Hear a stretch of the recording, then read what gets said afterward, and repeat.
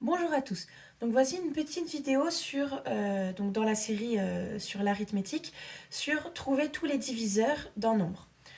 Donc si on vous donne un nombre et qu'on vous demande la liste de tous ces diviseurs, déjà on ne veut pas que les diviseurs premiers, mais vraiment tous les diviseurs. Donc ce qu'on va commencer à faire, c'est décomposer ce nombre en produit de facteurs premiers déjà. Donc je vais prendre comme exemple 24 et je vais faire la décomposition. 2, 12, 2, 6, 2, 3, 3, 1. 24, c'est 2 fois 2 fois 2 fois 3. Donc si je veux la liste de tous les diviseurs, le plus simple déjà, pour être sûr de ne pas les oublier, c'est d'écrire les deux diviseurs les plus évidents, qui sont 1 et 24. Ensuite, vous allez regarder uniquement la colonne de droite, et vous allez sélectionner tous les nombres qui sont uniques, qui apparaissent une fois. Donc ici, j'ai 2 et 3. Et maintenant, ce que je vais faire, c'est que je vais prendre cette colonne et que je vais faire la combinaison, toutes les combinaisons que je peux entre tous ces nombres. Donc, le plus simple, ça va être de commencer en sélectionnant le premier nombre et d'essayer de faire des combinaisons. Donc, on va commencer par combiner deux nombres seulement. Donc, 2 fois 2, ça donne 4. Et 2 fois 3, ça fait 6. Les autres 2, c'est de nouveau 2 fois 2, donc ça ne m'intéresse pas. Maintenant, je vais combiner trois nombres. Toujours avec le 2, je parle. Donc, ici, j'ai 2 fois 2 fois 3, ça fait 12.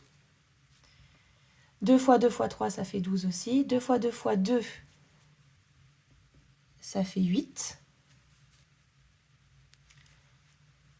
Et c'est tout ce que je peux faire avec le 2, puisque si je les multiplie tous ensemble, je vais retomber sur 24. C'est le but de la décomposition en produit de facteurs premiers. Donc, ce 2 m'intéresse plus, je peux le cacher. On va voir si j'obtiens des choses intéressantes avec les autres 2. 2 fois 2, c'est toujours la même chose. 2 fois 3, c'est toujours la même chose. Si je cache, j'ai de nouveau 2 fois 3, donc je ne peux rien faire de plus. Donc pour l'instant, a priori, j'ai terminé. Pour être sûr d'avoir terminé et d'avoir trouvé tous les nombres dans la liste des diviseurs de 24, ce que je vais faire, c'est que je vais les prendre deux par deux et vérifier que si j'ai par exemple 1, j'ai bien le 24 qui permet de faire 1 fois 24, ça fait 24. Donc 24 et 1, c'est bon. 2 fois 12, c'est bon. 3 fois 8, c'est bon. 4 fois 6, c'est bon. Je peux aussi regarder les nombres cette fois-ci qui sont à gauche et vérifier qu'ils sont tous bien écrits. 1, 24, 12, 6, 3. 1, 24, 12, 6, 3.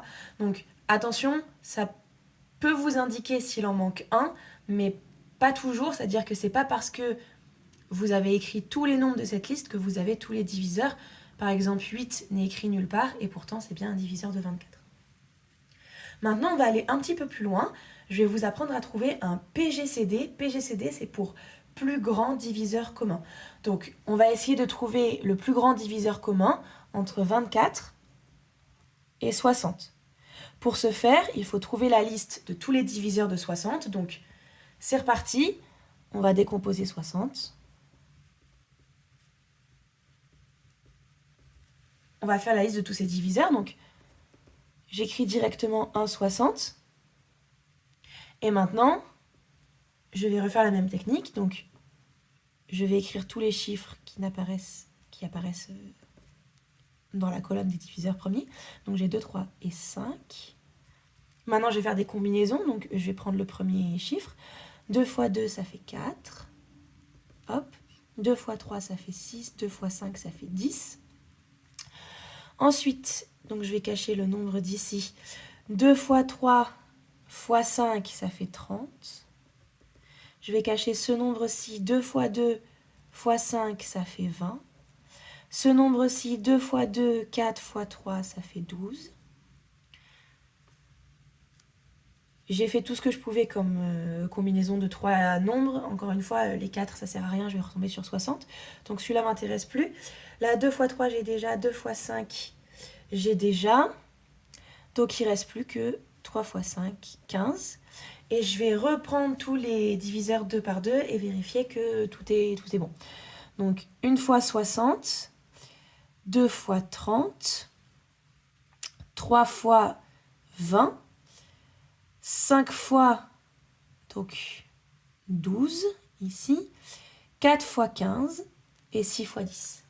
J'ai tout le monde, donc maintenant je vais entourer tous les diviseurs communs.